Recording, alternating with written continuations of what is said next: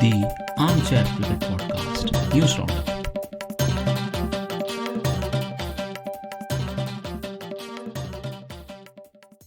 Hello all. Welcome to another episode of Armchair Cricket Podcast News Digest. In this episode, we will take a look at the ongoing cricket news, both on and off the cricketing field. Today's edition, we would like to first focus on the England versus Ireland ODIs, which have actually kicked off the Men's ODI World Cup Super League. So there are two ODIs that have actually happened between England and Ireland. The first of which was held in Southampton on the 30th of July. In this ODI, Ireland were inserted to bat first and they made only 172. It was a slow, turgid sort of progress from Ireland. They were not able to cope with the variety and the efficiency with which the England bowlers were bowling. Andy McBride made 40, batting at number 9. And Camphor, the youngster who debuted in this game, made an unbeaten 59, even though he took his time over it. But that ensured, Ireland came up with a fighting total. But the English openers looked in serious business, with Jason Roy getting to 24 in no time at all. Even though Bairstow failed, James Vince picked up the scoring rate. And in the end, Sam Billings and Eoin Morgan really accelerated. And England were able to win with more than 22 overs to spare. So when it comes to bowling, England had a lot of new faces because now they have two separate squads, one for ODIs and one for tests. So David Willey, who's making a comeback to the England ODI squad, took a 5 for 30. And Sajid Mahmood, looking to, make an impression on the English selectors, took 2 for 36 in very rapid bowling. Adil Rashid, the ODI star, as far as England spin fortunes are concerned, took 1 for 26. And Tom Curran took 1 for 37. There was not a lot to write home about the Irish bowling, except Craig Young managed to secure 2 wickets, conceding 56 runs, and Andy McBride and Camphor took 1 wicket each. The second ODI was played on 1st of August and in the same ground in Southampton, and the result was not a whole lot different as far as Ireland were concerned. In this case, they chose to bat first, and they put up a slightly healthier looking 212 for 9. Thanks once again to Camphor's 68. Simi Singh made 25 and Andy McBride kept him company with 24 towards the end of the innings. But the top order of Ireland again disappointed, with Paul Stirling, Delaney, Andy Balbirnie, all of these guys not really making a telling contribution. Only Tector made a 28 from number 4. But again, English bowlers seemed a bit heavy. The way the Ireland players were looking to play them out, it looked like there was a difference in the way these two teams had prepared. So Willey finished with 2 wickets. And in this case, Adil Rashid took 3. And Sajid Mahmood took 2 as well. Rhys Topley, playing in the 11, and James Vince, the surprise bowler, took 1 wicket each. Coming out to chase, Johnny Bairstow was batting like he had a point to prove. He made a 41 ball 82 and sort of sealed the match beyond any doubt. He indicated after the match that this was his way of going about showing the selectors, the English selectors, that he still had a lot of hunger and wanted to get back to the white clothing cricket, test cricket. He was supported well by James Vince 16, Tom Banton made 15, and Sam Billings remained not out on 46. And David Willey in the end made 47 at better than run a ball. England really never looked in trouble, even though they lost 6 wickets. The run rate always remained above 6.5 runs an over, and again they won this game with more than 17 overs to spare. When it came to Irish bowling, Craig Young took 1, Little took 3, and Camphor took 2 wickets again, though they were all very costly. Now, if I were to take a quick look at some of the news from outside the cricketing field. So, the biggest news we would like to probably immediately discuss is that the IPL is now confirmed to be hosted in UAE, and just some final Indian government clearances awaited, but the dates are already sort of put on paper. In the ICC governing body meeting, some expected points have come out about the IPL. So the IPL will take place between September 19th, with the final taking place on November 10th. And the governing council also set up some rules, like there will be a 24-player limit per squad, and there will be an unlimited number of COVID-19 substitutes possible in this window. The IPL will have a 53-day window with there will be 10 double headers. Again, this looks like one of the longest IPLs ever scheduled, given that with the 8-man tournament. And at least the first 50% of IPL will be placed behind closed doors. They'll be played behind closed doors. Maybe the second half might have 30 to 50% of the ground being filled up. We'll have to see how this goes.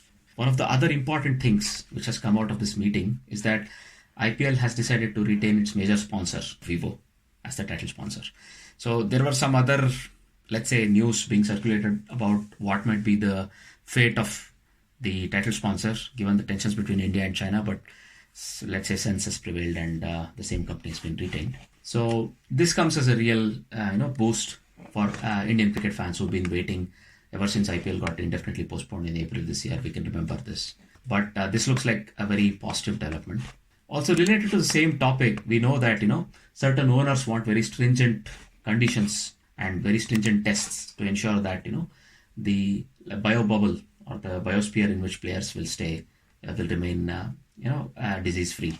So Neswadia, one of the co-owners of Kings 11 Punjab, wanted daily COVID testing for players and support staff. As far as we are concerned, the owners and the franchisee managers, or let's say the management teams, have not yet been invited, and this will shortly happen from BCCI. So I think there will be some more updates we can expect to, let's say, the decisions that have been taken, some more, let's say, news that will come out of this, and we'll keep you posted about it.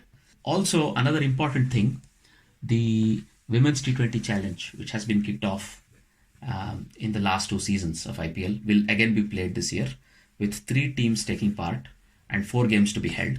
And this will be held between November 1st and November 10th, alongside the IPL, let's say the final round of matches and the finals. So this has actually kicked off a little bit of a controversy with certain international women's players like Susie Bates and Alyssa Healy not really happy that there is a clash of dates between WBBL and Women's T20 Challenge. WBBL, we may recollect, has actually already been planned, and it's also supposed to take place between October 17th and November 29th. This will mean maybe there'll be 3 or 4 days where there'll be probably both the WBBL game as well as the Women's T20 Challenge game. Yeah, there may be a bit of disappointment from some of the players that they will not probably get to participate in both of these tournaments together. But it seems like an interesting thing as far as clashing of women's cricket is concerned. It's a good thing going forward. It's very common that we usually see that men's games clash with each other. There may be test cricket going on in one part of the world where at the same time maybe an ODI or a T20 is going on in another one. For example, 26th of December, the Boxing Day, usually in multiple southern hemisphere countries we have test matches starting. So this is all a known thing, but this, I see it rather than as a conflicting news. We would like to say that this is a positive news that women's cricket is getting scheduled, and Ganguly indicated that there will also be a women's camp held simultaneously so that the Indian women's team can also prepare for any upcoming tours. So I would like to see this as a positive rather than as a negative. Going ahead, India is not the only cricketing board that's planning T20 tournaments. So we have the Lanka Premier League. It is set to be kicked off on 28th of August.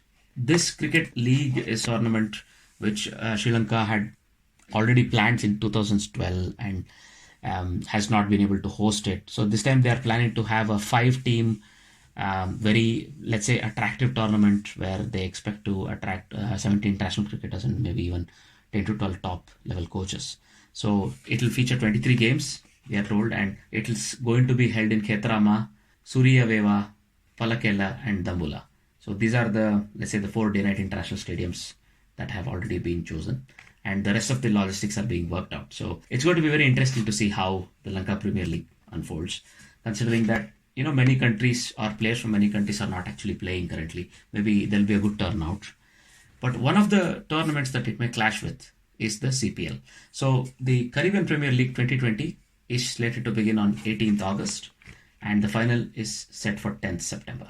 Let's say the entire match schedule has been posted, and it looks like the entire tournament will be hosted in Trinidad and Tobago, the islands of Trinidad and Tobago. And the matches are going to be split between Brian Lara Cricket Academy, Queen's Park Oval, and mostly the final also being held in the Brian Lara Cricket Academy. So it's going to be an interesting, let's say, time for us cricket fans, because by the end of this month we can expect probably 2, Premier Leagues to kick off. On top of this, there's always the English summer coming to an end with the English first class season having just begun on August 1st. and the Pakistan-England internationals, the tests also going on simultaneously. So all in all, a lot to look forward to if you're a cricket fan. At the same time, when it comes to women's touring, there is a little bit of a blow that Indian women's tour of England, which was scheduled in September, has been called off, unfortunately due to the COVID-19 conditions. Similarly, another women's cricket team, the South African women's cricket team, has suffered a little bit when 3 members of its players and support staff have tested positive, and the names of the infected people have not actually been released, but we will probably get to know a little bit more in the upcoming days about this. Another tournament that has unfortunately faced a little bit of a reversal is the Euro T20 Slam. So this we know was already sort of doubtful in 2020, but now it has definitely been postponed to 2021 because there are no definitive windows available where the cricket boards of Ireland, Netherlands and Scotland are able to identify and hold this tournament. So it has definitely been postponed to 2021. So those of us who live in Netherlands will continue to be disappointed, unfortunately, because this would have been a good tournament for watching some international stars coming to play. Moving on, in a sort of a bizarre turn of events, the Afghan Cricket Board has sacked its chief executive, Lutfullah Stanikzai, for mismanagement, unsatisfactory performance and misbehavior with managers. So there is a detailed letter that it has written to its former chief executive, and this has been, let's say, published on certain sites, cricketing sites. So we'll probably keep you posted on how this story evolves. Moving on, in another fairly bizarre turn of events, it's just come to light that a company that's based out of Isle of Man, a company called as Broadsheet LLC, which previously had a contract with the Pakistan government and the National Accountability Bureau of Pakistan. Apparently, there have been some arrears owed to them, Broadsheet LLC, and they have threatened to seize the assets of the Pakistani cricket team that's currently touring the UK. However, not a lot of action has happened on this because PCB is an independent body and it's not as such associated with the government of Pakistan, and its assets cannot be seized in this way. But nonetheless, it's sort of a bit of a spicy news on the sidelines, whereas the cricket team of Pakistan is probably preparing very hard for the upcoming series against England. In another interesting news, the Supreme Court of India have deferred the Saurav Ganguly Shah extension matter to mid-August. So in a couple of weeks, we will get to know more. August 17th is the date set by the Supreme Court. Whether these 2 office bearers whose terms were supposed to end because of the previously set deadline that they cannot continue for more than 6 years in a row and they have to take a 3-year cool-off period. There has been some petitions and counter petitions filed in the Indian Supreme Court to try to negate this. For now, there is no update on this, and the Supreme Court will give us a decision on the 17th of August. In another interesting news, Umar Akmal, the Betsmar of Pakistan cricket, he had previously been slapped with a 3-year ban, but an independent adjudicator has halved this ban to 18 months. The independent adjudicator is Judge Fakir Muhammad Khokar, retired, a former Pakistan Supreme Court judge. And this justice has actually determined that, maybe the ban of 3 years would have been too harsh, and this has been halved. But nonetheless, this is still a bit of a blow for Akmal, given that he's now 30, maybe, They say if you're a batsman, your probably most productive years are between 28 to 32, 33, and a major part of it might be lost. Nonetheless, let's say once he comes back, he's able to make up the time in a very effective manner. So we earlier had a quick chat about the Men's ODI World Cup Super League. So what is this? So this is basically a road to the 2023 World Cup where there are 13 teams that will be involved and 156 matches. Every one-day international that's going to be played between these 13 teams, the 13 teams include Zimbabwe, Afghanistan, Ireland, and Netherlands, will be a part of this ODI Super League, and there will be a point system which determines which are the top 7 teams that will qualify and which are the teams that then go into a playoff with 6 other associate nations to become the 2 teams that will qualify for the finals. So 7 teams and India, who's the host of the upcoming 50-over World Cup, would already qualify. So this has been sort of set in motion. This is again a very good way of making some bilateral ODI tournaments have some relevance. So this is a very good move by ICC again.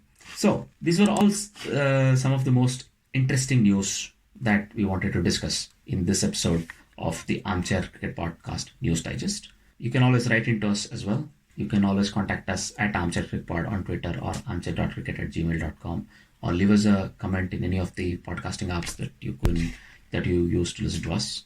All of these are available in the episode notes. So hope you do stay tuned in. Continue listening to Armchair Cricket Podcast. Thank you very much. Bye-bye. The Armchair Cricket Podcast News Roundup.